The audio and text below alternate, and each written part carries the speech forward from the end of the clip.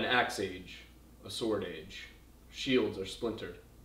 A wind age, a wolf age, ere the world falls.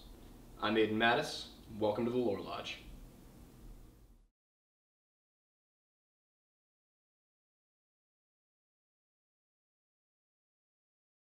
If you've been keeping up with Marvel for the past 5-6 years, you're probably aware that they now own Norse mythology. Fact of the matter is, they get most of it wrong. So we're going to go through a very, very important piece of the Nordic eschatology. The battle, the epic clash, the twilight of the gods, Ragnarok. Now, Ragnarok is a very, very complex cascade of events. It is a prophecy, it is something Odin knows is coming, that he tries to stop. It involves almost all of the gods playing a role. So in order to make sure everything makes sense when we get into the portion of the video where I'm going to actually go through Ragnarok, I'm going to do a quick just bio on all of the gods. Kind of like a graduation piece. Like we're just, an in memoriam, or so to speak, because they are dead. We're going to start off with Odin. Now, Odin is the All-Father. He is the father of Thor, of several other minor deities in Norse mythology.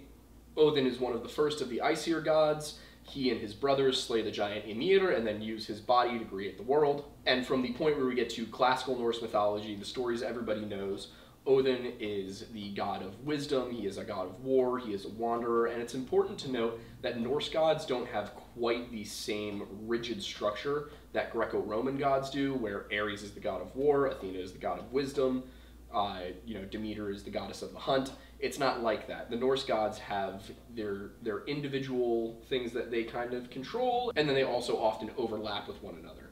And some gods, we believe, had greater significance in the very ancient period and faded into lesser roles later on. And it's also important to note that everything we have, almost everything we have, comes from the Christian era, so we don't know where Christianity necessarily replaced or altered the Nordic saga, the Nordic prophecy of Ragnarok.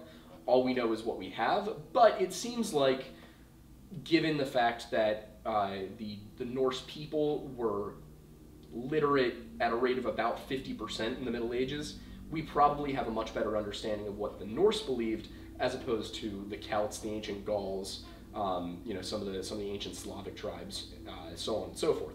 Now, one of the next main important characters is Frigg, who is Odin's wife. She is an Aesir. She is the mother of Balder, and Balder is a very important character because when he dies, it kicks off Ragnarok.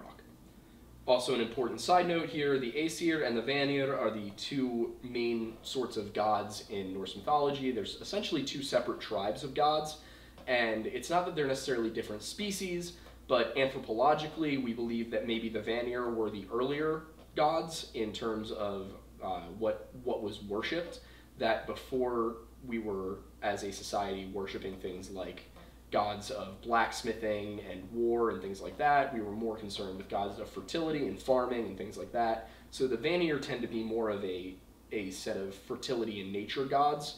They're a little bit more on the peaceful side. They take more of a back role. They have their own realm, Vanaheim, which doesn't really get discussed very much in the surviving Norse sagas, but they are gods themselves, and some of them do fight at Ragnarok. And then you have the Aesir, who come from the god Buri, who is licked out of the ice by the primordial world cow Audhumla. And of course, it's Buri's son, Odin, and of course, it's Buri's grandson, Odin, and his brothers who slay Ymir and create the world. Balder himself is the god of light. He is the most beloved of the gods, one of the most beautiful gods, and he is the brother of another god named Höður. And due to Balder being so beloved, so beautiful, Loki is very jealous of Balder. Loki is the son of the goddess Laufey and the giant Förboti. Now, Loki's mother, Laufey, is only really referenced in the sagas as being Loki's mother. We don't really know much about her, whether she was an Aesir, a Vanir, even if she was a Jotun, which is of course a possibility in all of this because the Jotun and the Vanir and the Aesir very often intermingle and have kids with one another. It's quite a mess. But Loki is one of the more famous of the gods. He is the trickster god. He's in the Marvel universe. He can shapeshift. He is gender bending. He at one point gets impregnated by a Jotun's stallion so that he can give birth to Sleipnir, who is Odin's eight-legged pony. And all of this is to prevent Frey from being married off to a giant because he built a wall. Make Asgard great again? And you know what, I'll explain that wall thing for a second. So basically this giant comes and he offers to build a wall, and Odin and Hei and Heimdall and Thor are all like, ah yes, make Asgard great again, let's build the wall. And the rule that they come up with is that the giant, the Jotun, will get Frey as a bride if he can complete the wall within 1 season. He's a couple days away from completing the wall after 1 season, and the gods are freaking out, and they threaten to kill Loki, because Loki made that deal, and so Loki goes ahead and turns himself into a mare so that he can distract the stallion, Svalbarti, and the stallion that the giant was using runs off to go have a little fling with Loki, causing the giant to be unable to complete the wall in time and thus not get Frey as a bride. The giant is very upset about this, and then Thor, out of frustration, just kills him with a hammer. Another important god in the saga of Ragnarok, but not in quite the way you might think, is Hodor. Hodor is Baldur's brother, his twin brother. Hodor is blind, and this comes into play in a moment. Loki and Angrboda have 3 kids together, and those are Hel, Jormungand, and Fenrir. Hel is the goddess of the dead. She is the queen of the land of Helheim, and she's kind of this indifferent, sociopathic, she's not evil, but she just really doesn't care about those in her dominion. And then you've got Jormungand, who is the world serpent, and he has multiple run-ins with Thor that we won't go into today, but essentially he's this giant venomous snake that lives underwater and encircles the world. And then there's Fenrir, who is a giant wolf who gets bound up in Asgard and is, again, instrumental in Ragnarok. Next we have Heimdall. Heimdall is the guardian of the Bifrost. He is the fairest of gods. He has the lightest skin, the blondest hair, and he has a very special sword and a horn. You probably recognize him, again, from the Marvel movies. Getting towards the end of the characters here, we've got Vithar, or Vithar, who is the god of vengeance. He is a son of Odin and a giantess named Grythor. Vithar's main purpose in Ragnarok is to end Ragnarok. Then we've got Tyr. Tyr was likely one of the more high-up gods originally, but he eventually gets demoted over time. And the importance regarding him and Ragnarok comes with Fenrir. Back when Fenrir was first bound to the rock, the gods couldn't quite catch him, so Tyr sacrificed one of his arms and stuck it into Fenrir's mouth, and while Fenrir was busy chewing on Tyr's arm, they were able to get the chains and bindings around Fenrir and bind him to a rock, and therefore keep him from destroying the world. Next we've got Hati and Skoll, who are Fenrir's offspring. These are the devourers of the sun and moon. They're giant wolves. And then this isn't really a character, but it's kind of the thing that kicks off Ragnarok, is Fimbulvinter, which is a very long, very harsh winter, very likely what inspired George R.R. Martin's Long Night in Game of Thrones and all of that. But I think now, with all of that said, we are ready to set the scene. So the first part of the episode with Ragnarok is that Baldur begins having dreams of his impending doom. And he goes to Odin and he tells him, he goes to Frigg, his mother, and he says, look, I'm scared, I'm worried I'm going to die. But instead he says this in all this very poetic ancient Norse and not in, the way I'm saying it. Odin goes on a quest, he speaks to a seer, the seer tells him about Ragnarok and everything that's going to happen, and Odin is determined to stop it. He's not going to. So Frigg, in her effort to stop it, goes to all of the creatures in the world, all of the beings in the cosmos, whether they are living, whether they are plant, animal, giant, sentient, god, whatever, asks all of them, makes all of them swear that they will never hurt Baldur, because otherwise gods are biologically immortal. So as long as everything agrees not to hurt Baldur, theoretically he can't die. And Loki hears about this. So Loki, in disguise, goes to Frigg and says, did you really ask, did you get everything in the universe to swear not to hurt Baldur? And she's like, oh, well, yeah, I got everyone except the mistletoe, because the mistletoe's so little and harmless. What's he gonna do? So Loki's like, ah, I see. So Loki goes and finds some mistletoe and fashions a spear out of it. And now since Baldur is immortal, the gods have taken to this game where they will simply throw weapons at Baldur because it's not gonna hurt him. He's gonna be fine. So Loki goes to Hodor, who's kind of sitting out of it, and he's like, you know what? I'm blind. I don't want to cause any collateral damage. I'm just going to sit this one out. And Loki's like, here, I brought you a spear. I'll even help you aim it. So Loki gives the spear to Hother, the spear of mistletoe, and helps guide his aim. And the spear of mistletoe pierces Balder straight through the chest and kills him instantly. And immediately the gods are just completely and utterly inconsolable. Balder was their favorite. They loved him. They did everything they could to bring him back, and they even go down to Hel, and they ask Hel, you know, what can we do to bring Balder back? Is there anything we can do to get him back? And she says, well, if you can cause every single being in the universe to weep for Balder, then I will allow him to return to Asgard, to life. And so they're like, you got it, we can do this. So Frigg and the other gods go and they find every single being in the universe and they say, hey, can you please weep for Balder? And they do, except for this one giantess who, lo and behold, it's Loki in disguise. Loki in disguise refuses to cry, and therefore Balder cannot come back from the dead. But they do, in fact, figure out that it's Loki who's behind all of this, and so they chase him across the world. Eventually they capture him in a cave, they bind him to a rock, and they have acid drip onto him from then until the end of days, until Ragnarok, which you might see a similar legend. You know, maybe this is an Indo-European thing, maybe we're looking at another cross-cultural piece, where, if you remember correctly, in the story of Prometheus, when Prometheus is punished by the gods, they bind him to a rock and have an eagle eat out his liver every day. Not saying they're the same story, not saying Norse paganism and Greek paganism are the same thing, but it's always interesting to draw these parallels between Indo-European mythologies. So, sometime after all of this happens, it's not immediately, there are 3 very, very harsh winters, and the Norse people, they're winter hardy, they're strong, they're like, all right, you know what, this is gonna suck, but we're gonna get through it, we can do this. But then after that, they get 3 straight winters. No summer in between, it's just winter, winter, winter. And this is called Fimbulvinter. And during Fimbulvinter, the world just goes to shit. People are fighting over resources, they quickly run out of food, it's brother against brother, and we get the following passage in several of the Norse sagas and poetries. To read it in Old Norse, brothers shall fight and fell each other, and sister sons shall kinship stain. Hard is it on earth, with rampant whoredom, axe time, sword time, shield splintered, wind time, wolf time, ere the world falls, nor ever shall men spare each other. And if you're a cultured one like me, you might actually recognize some of that from a very famous film. Fell deeds awake, fire and slaughter, spears shall be shaken, shields shall be splintered, a sword day, a red day, ere the sun rises. Another quote from the same film, an hour of wolves and shattered shields when the age of men comes crashing down. If you didn't recognize those quotes, both of them are from The Lord of the Rings, The Return of the King. J.R.R. Tolkien drew heavily from Norse and Celtic mythology when writing his own story.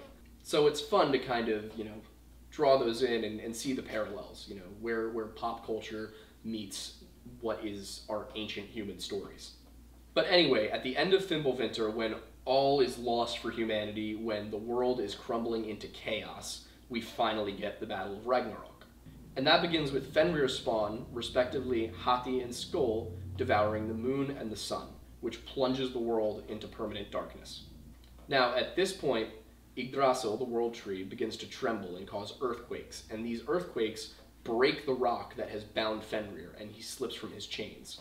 Simultaneously, the world serpent, Jormungand, rises from the deep and begins to thrash and create tsunamis, and it's just death and destruction for the remaining coastal cities that have even survived.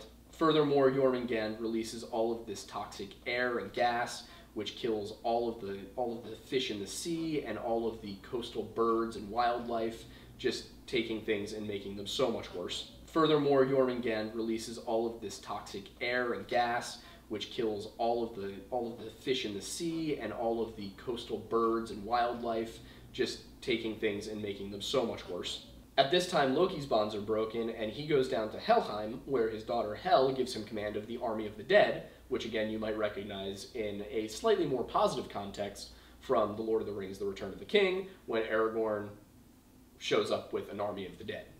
And it's important here to segue and just talk about the 3 places that you can go in the Norse afterlife, the 3 primary places. There are technically 5.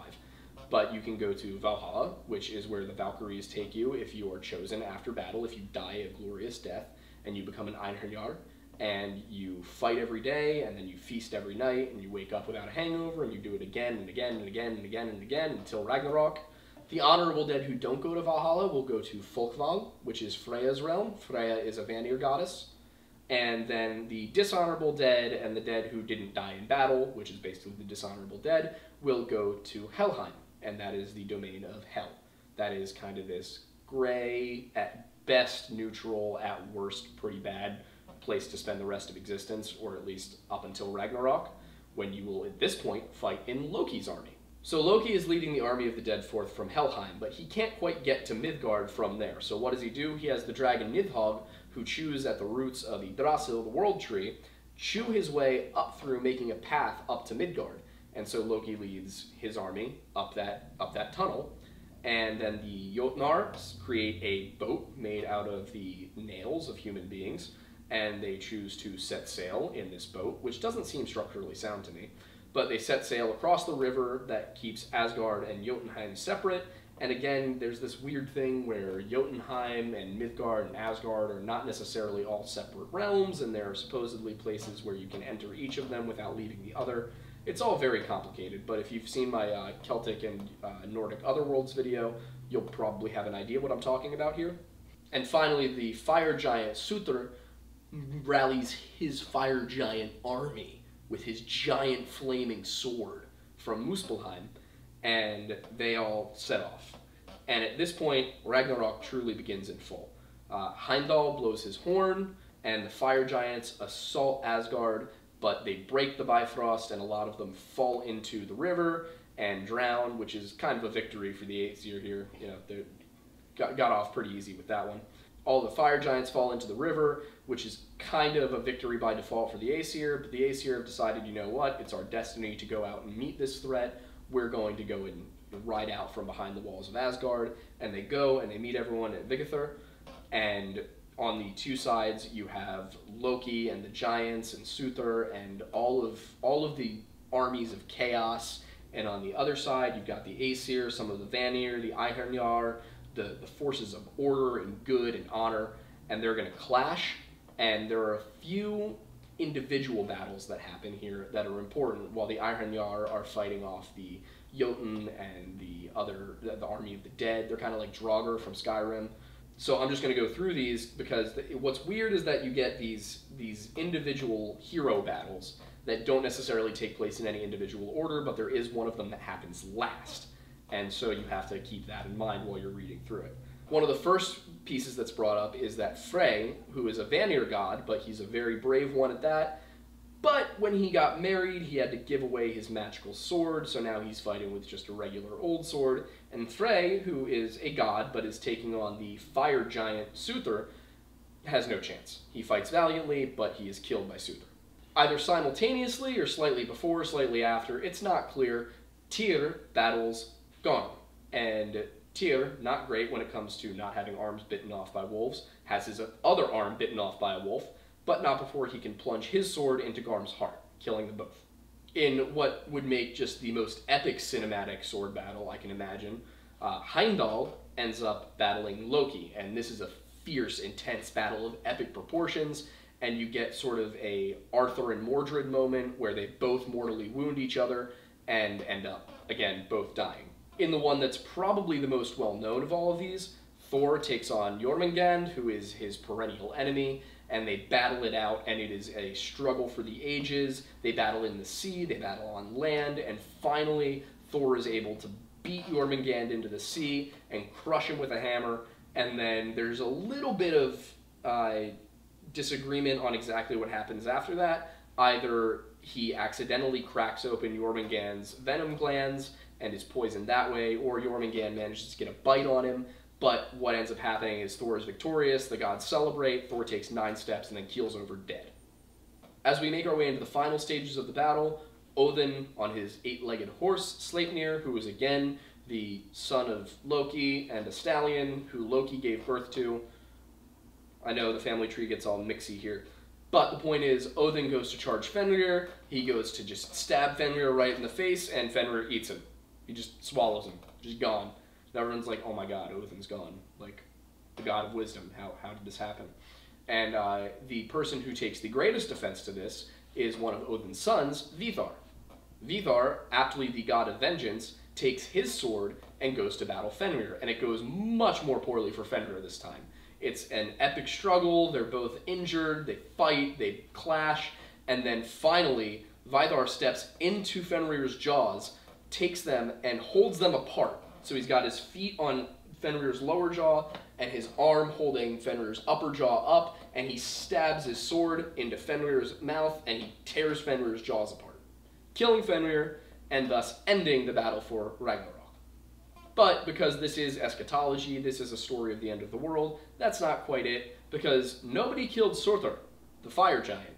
So whatever is left, Surtur swings his sword, his fiery weapon, and just burns the world to ashes. Everything is dead. It is on fire until a giant, massive flood finally puts out the fires, and over time, grass is allowed to regrow, and the world is kind of birthed anew. After the flood subsides, there are some surviving beings. There's Honir, there's Thor's sons Magnus and Modi, Vidar and Vali, who are the brothers of Thor and Odin, survive. Njord, the Vanir god of the sea, survives. And the god of the sun, Sol's daughter, survives, although we don't really hear much about her. As well, we get two humans who were hidden away inside of Yggdrasil, and those are Lif and Lifthrasi. And much like Adam and Eve, possibly a later insertion by the Christians meant to be Adam and Eve, Lif and Lifthrasi go on to repopulate the world as the remaining sole humans. And just for clarity, Lif and Lifthrasi mean life and lover of life. So it's maybe there's even just allegory there. It's hard to tell. But after this, all the gods who have survived go, and they meet up at this place called Ithvalur. And Ithvalur, we're not sure what that means quite. It could be a mistranslation of Valhalla. It could be something to do with Asgard, but they find all of the golden chess pieces that the gods used to use. And, you know, they're like, all right, we're going to remake the world. We're going to build our temples. We're going to rebuild Asgard. And they go and they do it. And essentially, the implication is that Balder is now king of the gods, as he and his brother Hother have come back from hell. They managed to somehow survive all of this, and they come back, and the Aesir who remain will rule, in this new flourishing world. One of the main contentions regarding Norse eschatology is whether or not we're talking about something that happened in the past, will happen in the future, or if it's cyclical. Is the version we know the one that happened last? Will this cycle repeat, except this time it's Balder instead of Odin? Are we talking about something that has already happened?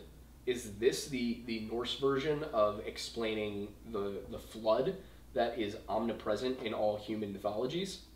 Or is this a prophecy of the future? We don't really know. It seems, based on the way Northern European mythologies worked, that it may have been cyclical, as a lot of these end times prophecies were cycles.